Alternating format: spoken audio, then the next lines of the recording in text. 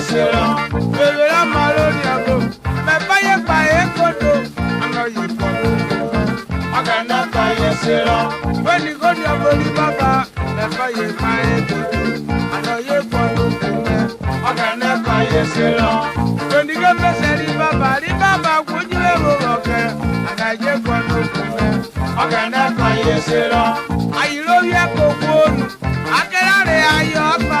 Ano ye kodo. Agana ka yesero. Ayiro ye kokonu. Akelare ayoba. Ano ye kodo. Agana ka yesero. When you go near Rama, you go to Lord Macona, you look over to Raja, and I just want to. Agana ka yesero.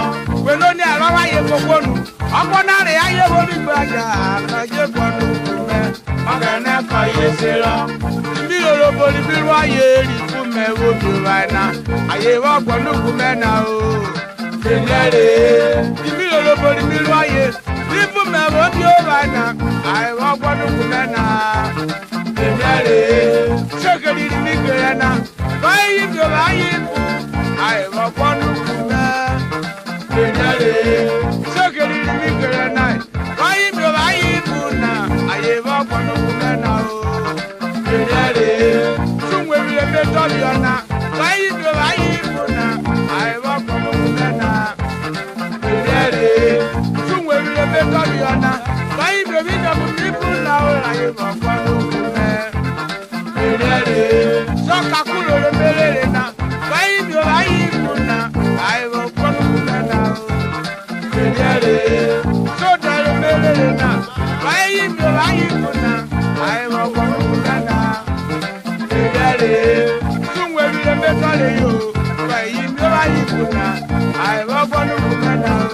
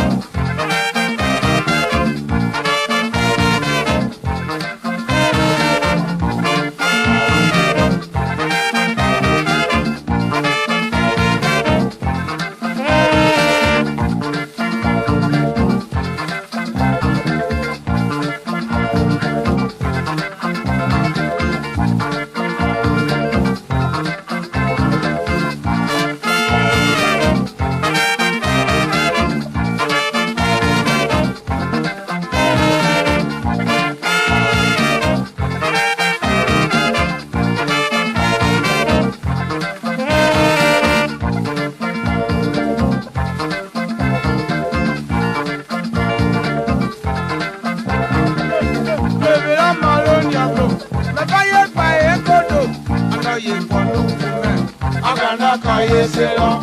Bebe la malonia go. Na baye baye godo. Ana ye kwanu kume. Agana ka yeselo.